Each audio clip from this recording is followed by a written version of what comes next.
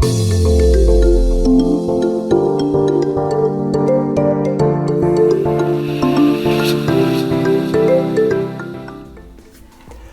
привет, дорогие друзья, дорогие подруги, здрасте. Почти бритье. На свою беду или на счастье свое, я думаю, что все же второе, открылась правда. Открыл ее Малрикс. Оказалось, что я мощный раздражитель. Кто такой Малрикс? Я оставлю ссылку в описании под видео на тему. Это еще антоновская тема, которую он открыл уже много месяцев назад, еще о 69-й главе старта. И вот там я прочел это сообщение. Понравилось. Понравилось. Толковый дядька, все по полочкам разложил.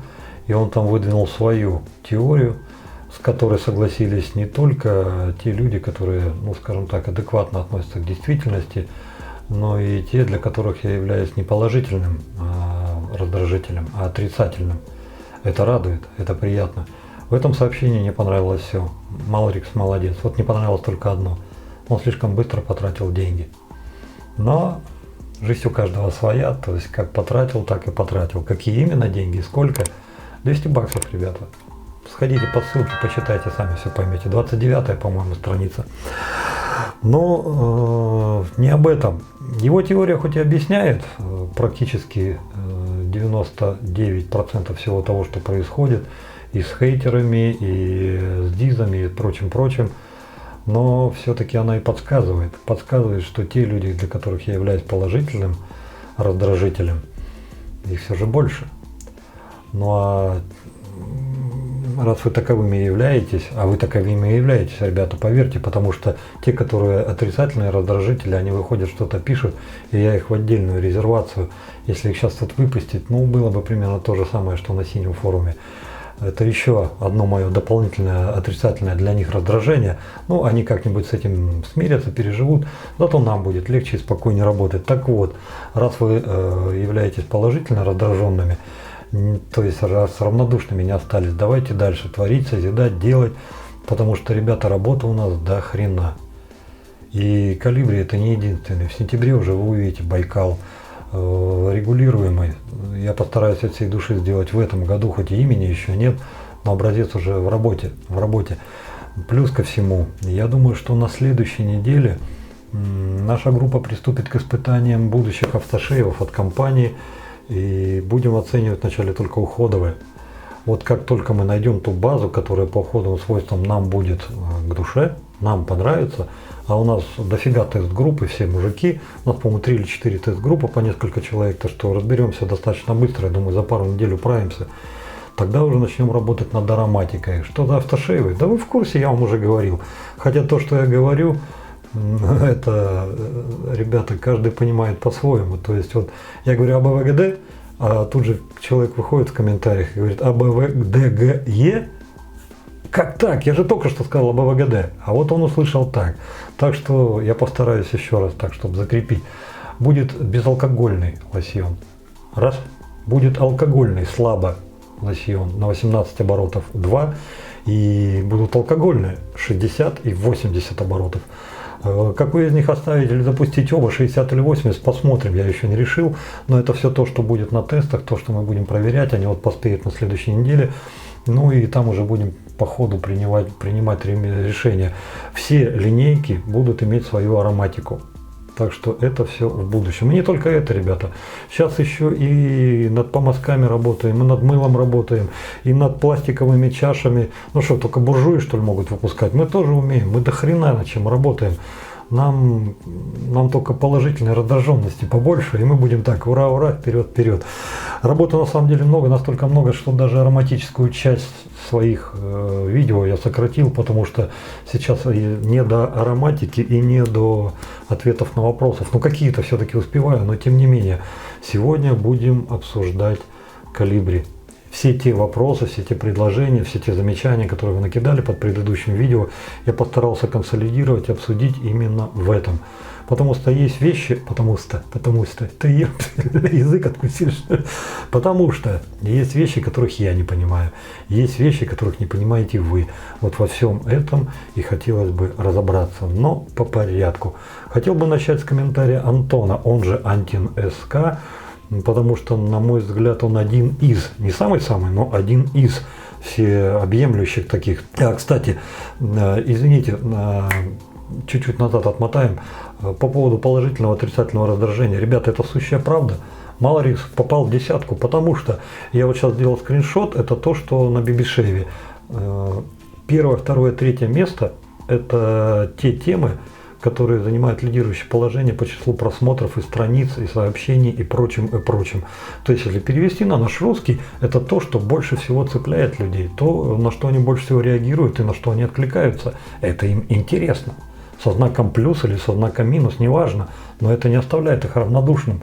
И даже великолепная, чудесная, распрекрасная тема топ-3 моих станков и то занимает 4 место. Пусть и почетное, но все же. Так что, ребята, работаем, друзья. Так вот, Антон, ну давайте по порядку. Его первый вопрос: что дает узкая голова?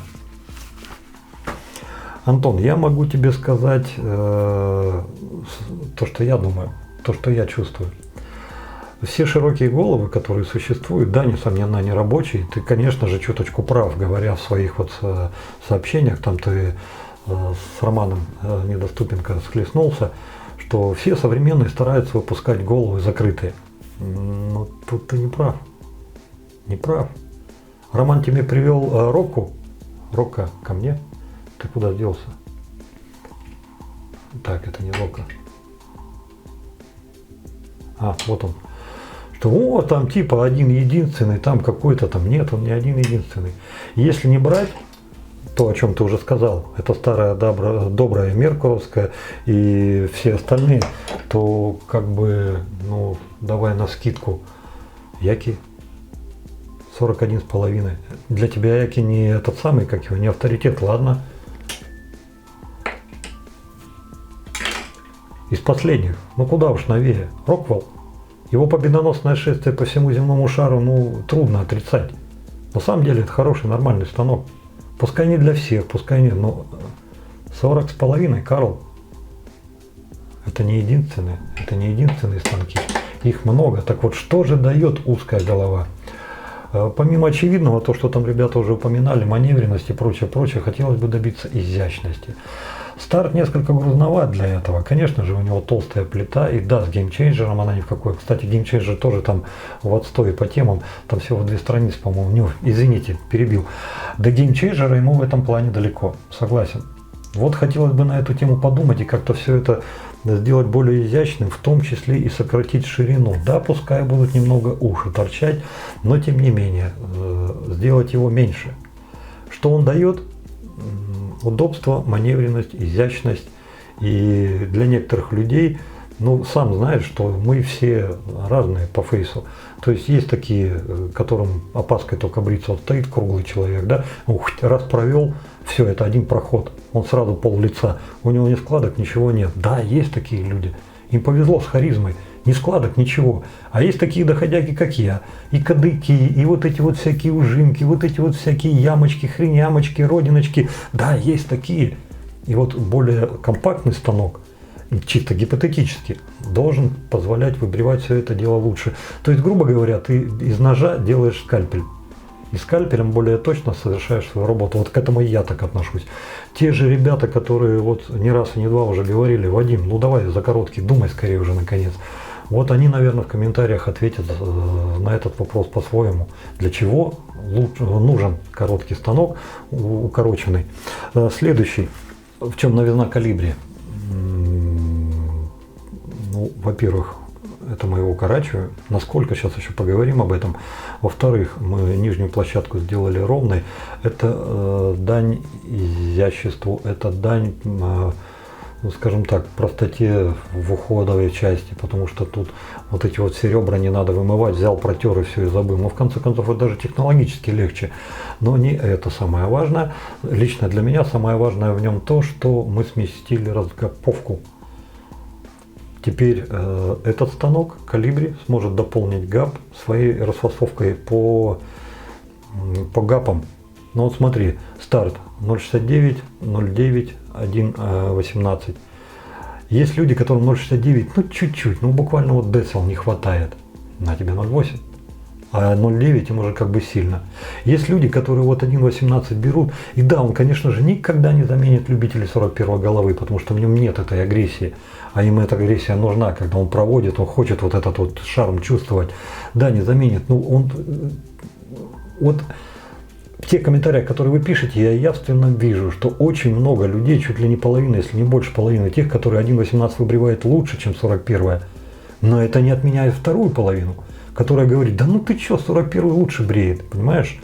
А тут хлобысь вместо 1,18 будет уже 1,3. Вопрос, а как он побреет? И вот в таком смысле, то есть выпуская два станка, мы создаем один общий тандем. Причем они будут несколько разные по форм-фактору. Если первый это Brutal Sassoon с упакованным лезвием, все там по технике безопасности, B2Safe и все такое прочее, то есть это вот, пожалуйста, туда. А хочешь что-нибудь полегче, поизящнее, там с кукарачей, со всеми этими делами, вот тебе сюда. Вот так вот мы планируем, что будет отличаться калибри. Как получится, ну вот как выйдет, так и узнаем. Откуда такие большие гапы? Антон, ты меня убил этим вопросом. Уж кто-кто, а ты-то в бритье разбираешься, и ты прекрасно понимаешь, что старт тут не занимает лидирующих позиций. Если ты ищешь убийственные гапы, то это не к старту. Есть гапы еще больше, и не только у Вольфманов. Они есть и в других станках. Сейчас тут где-то скриншот появился. Да, пожалуйста, тот же самый незабвенный Футур, например. ГАП 1.75, например, тебя вообще никак ничего. Я даже думать не хочу, если, допустим, на старте было 1.75, чтобы это было. У нас пока только скромненько 1.3, но я лукавлю маленько, пусть чуть-чуть, но все же, потому что в регулируемом станке я планирую на одном сделать максимальную планку 1.3 ГАП, а во втором 1.5. Ну, конечно, будем все это испытывать, смотреть, к чему это приведет, это еще только вопрос далекого будущего, но тем не менее, старт на сегодняшний день, он не лидер в этих вещах. А откуда такие ГАПы? Я уже раз объяснял, возможно, это прошло мимо твоих ушей, хочу повторить еще раз. Ни один ГАП меняет качество, чистоту, агрессивность бритья. То есть все параметры бритья одним ГАПом ты никак не изменишь. Ты можешь что-то чуть-чуть подштриховать, так, выделить, акцент поставить, но все это меняется в совокупности, все в целом. Это и вылет лезвия, и угол реза, и прочее, прочее, прочее. Много факторов. Ты это знаешь, повторять не буду. Так вот, после того, когда нашли ту комбинацию, которая была реально по кайфу, которая была приятна, к душе, нравилась, и ты дальше хочешь изменять агрессивность. Сколько у тебя вариантов? 2.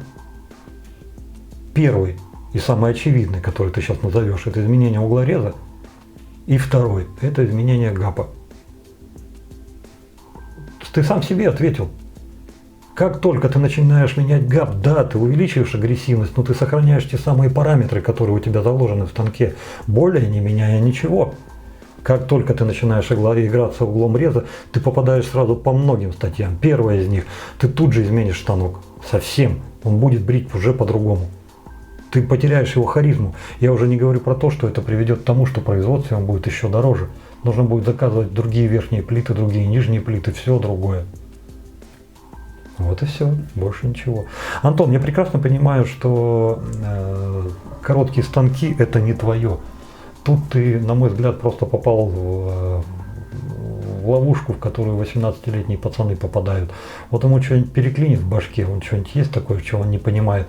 И он ходит, всех вот так подтыркивает. Да как это может быть? Да это же быть не может. Вот на земле. А вокруг стоит куча взрослых мужиков, которые давным-давно уже понимают, что да, так быть может, да, это работает, и нам лично это нравится. А вот человек стоит напротив и понять не может, а зачем? Ну, есть люди, их очень много, которые знают зачем, понимают зачем, и им это по кайфу. Я предлагаю на этом просто поставить точку, принять это за аксиому и идти дальше, вот и все. То, что это не твое, это понятно. Но то, что это нравится людям, и они ждут этого, это тоже ясно. То есть вот и все, ничего сложного с моей точки зрения. Ну а теперь к насущным вопросам, которые я собрал из ваших комментариев под видео, которые мне интересно обсудить с вами тоже. Первый – это длина головы. Сейчас она планируется 41 мм. Ширина, вернее не ширина, а длина РК на лезвии 37 мм. Сделать станок на 37 мм, на мой взгляд, это просто маразм. Но это будет слишком. Да, несомненно, не раз и не два вы могли видеть видео, где берут лезвие, втыкают карандаш или свечку и так просто бреются. Да, такое может быть. Но мы же с вами не об этом говорим. Мы говорим о массовом станке, который должен гипотетически нести людям радость и удовольствие. Поэтому лично для меня 37 просто отменяется. Остается 41, 40, 39, 38. 38. Чего мы достигнем? Мы максимально локализуем рабочую вот, режущую кромку, подведем ее к краю, и инструмент станет максимально точным. За это придется заплатить максимальным вылетом ушей. Хорошо это или плохо? Ну, с моей точки зрения, все-таки не очень хорошо. Я тут вот общался с одним человеком, которого очень сильно уважаю, и почти уже склонился к варианту 38, но потом в здравом размышлении просто подумал, что это, наверное, все-таки будет перегибом. Почему? Потому что это шаг в сторону специализированности. Да, несомненно, для тех людей, кто это любит, это будет лучше, но это еще больше оттолкнет от станка тех людей, для которых уши торчащие, это как бы уже не есть гуд, уже плохо. Поэтому вот с этой точки зрения, вот я сейчас просто рассуждаю, мне интересно, что вы скажете. Давайте я, наверное, даже сейчас где-то голосовалку здесь повешу, чтобы и ваше мнение вот на этот счет послушать. И вот, и 38 я тоже убираю в сторону, Роман, при всем моем уважении, ну, убираю. Остается 39, 40, 41. Что нам даст 39? Если мы 38 проскочили, 39 это ну, даже на золотую середину не тянет. То есть в любом случае получается по миллиметру со всех сторон будет, и что это нам дает? Ну, мне кажется, не пришли к звезде рукав. По тем же самым причинам можно, наверное, в сторону отложить и 40. Тут, наверное, я не буду оригинальным, потому что, ну, Rockwell это уже все прошел, у них 40,5. Если скажу, что сейчас я больше думаю о цифре 40, 40,5, 41. Но сделать то же самое, что посоветовал В. Штурм, или Стурм, как правильно сказать. Именно он сказал про RAV 10, да, или какой там. Хотя перед этим еще ребята говорили за Лучу, Стаса в топе он есть, пошел посмотрел, не нашел нифига ничего. Но тем не менее, пример RAV 10, да, достаточно заразительный. И вот за это я В. Штурму хочу сказать спасибо. Вот эта идея мне всерьез в голову вбилась. Сейчас у меня заглавная сидит вариант 40-41 или 40,5, и вот именно с этим скосом, не закруглением, как у лупа. Это, на мой взгляд, ну, скажем так, неэффективное решение вопроса. То есть, по сути, ты как бы так, ну, это не нашим, не вашим, понимаете, это вот сидеть на двух стульях. То есть там длина все равно большая остается, ты вот эти вот закосы ставишь, ну и что они, ну и куда они, да никуда. Да, несомненно, хороший станок, многие бреют хорошо, но тем не менее вот это вот решение я хотел бы избежать. Поэтому я сейчас вот за 40, 40,5, 41 и за этот скос. В. Штурм вовремя в нужную сторону ткнул носом, за что ему огромное спасибо. Ни один, и ни два, и ни три человека вышли и сказали: выемка на ручке. Для Пуркуа, ребята, объясните мне, пожалуйста, чего вы хотите этим добиться? Да, это лишняя операция, да, за нее придется заплатить, да, в некоторой степени это даже красиво будет. Ну вот смотрю я сейчас вот на Року, да, ну вот он красивый, весь из себя, да, у него выемка есть, и на ручке у него то, о чем вы тоже, собственно, просите, есть специальная такая вот колобаха, которая в эту выемку садится. Зачем? Толком мне так никто и не объяснил, для чего вы это хотите. Вот лично для меня это как бы вот нафиг не нужно. То, что это якобы чисто гипотетически будет создавать лучшее сцепление и не будет, в смысле будет лучше держать голову, то есть меньше там люфтов каких-то будет, меньше там, если не дай бог упадет, там больше будет жесткой прочности. Да, ребята, несомненно, это все, конечно же, есть, но наряду со всем это еще и минусы добавит. Первое, это за это придется заплатить, потому что лишняя операция. Второе, та ручка, которая будет в станке, а ты иди попробуй другую поставь, твоя родная уже вряд ли подойдет. И как тогда с этим быть? Подумайте, прежде чем ответить, держите в голове, начиная со следующей партии, с третьей, во всех станках мы будем в набор добавлять полиуретановые колечки кругленькие, вот такие сюда, будет в каждом наборе. Возможно, это как-то чуть-чуть охладит ваш пыл, но если все же вы считаете, что выемка на донышке нужна, аргументируйте, пожалуйста, пока я вот это вот не понимаю, пока это похоже, так, ну-ка давай кружечку еще, а чё кружечку, ты объясни. Вот это хотел бы от вас услышать. Как и тот же аргумент, который я не раз и не два слышал на форуме, где люди говорят, вот резьба чуть-чуть на старте коротковато, хотелось бы там на 1,5-2 виточка-то подлиннее. Ребят, для паркуа объясните. Там все самодостаточно, и каждый раз, когда вы раскручиваете станок, у вас по сути это получается, ну так вот если посмотреть, ну где-то порядка 7 мм свободной резьбы. Зачем вам подлиннее? Объясните. У вас есть такие ручки, которые вы не можете накрутить, что ли? Или вы хотите, чтобы там как-то она длиннее заходила? Ну, какие-то хоть аргументы-то приведите. Вот на мой взгляд, сейчас тут все нормально. Тут длина точно такая же, как была на прародителе, на спорте. Ни больше, ни меньше, такая же. Вы хотите длиннее. Аргументируйте. И еще два важных с моей точки зрения вопроса я хотел бы с вами обсудить. Это финиш. Сейчас у меня в голове это звучит примерно следующее. Полировка нужна. Почему? Да потому что у нее очень много плюсов и достаточно мало минусов. Плюсы – это великолепный внешний вид, это легкость в эксплуатации, это легкость ремонта. Если, не дай бог, к своему недоразумению, там, сожалению или еще чему-то вы поставили какую-то коску, убрать эту коску как два пальца об асфальт вы даже не заметите. То есть все ремонтируется легко и просто. Минусы. Ну да, начинают царапки время от времени появляться, плюс ко всему, ну, хорошую полировку, но она и стоить будет хорошо. Это одна из причин, почему мы, наверное, сейчас вот прям в зеркало думаем, делать, не делать, а если делать, то, блин, сколько это времени, сколько денег это будет стоить. Ну вот, пожалуй, что и все. Сатинирование при помощи голтовки, которая я вам уже показал. Плюсы очевидны. Ножевики это прям по пальцам раскладывают, разжевывают, складывают в рот, осталось только на, проглоти, и все ясно, все понятно. В эксплуатации это number one. Потому что поставить на нем коску, поставить на нем царапку или еще что-то такое, чтобы портило его внешнюю эстетику, достаточно сложно. И даже если вы умудритесь это сделать, все равно это по большому счету сильно эстетики-то и не попортит. Минусы? Ну тут один минус. Эстетика по сравнению с полированным, конечно же, проигрывает. Хотя, согласен с вами, это тоже все на любителя, потому что есть любители стоунвошей, которым полировка как бы и не нужна. Поэтому тут вот, сейчас вот у меня в голове два таких варианта. И пожалуй, что, наверное, последний вопрос на сегодня, это вопрос ручки. Как вы ее видите? Очень интересно было бы посмотреть в комментариях, почитать ваше представление. Я вам могу сказать лишь, как вижу ее я. Во-первых, длина ее где-то в пределах от 80 до 90 миллиметров. Почему не хочу короче 80, слишком короткая? Почему не хочу длиннее 90, слишком длинная? 80, вот кто-то спрашивает, почему милю такую сделали? Это дань рассосовки, дань развесовки, хотели баланс создать. И многие его увидели, многие его поняли. Как, впрочем, и те, которым эта ручка слишком короткая, они ставили свои, дабы этот баланс приобрести. То есть это тут, как бы видите, золотая середина тоже. Поэтому длина от 80 до 90, диаметр 11-12 мм.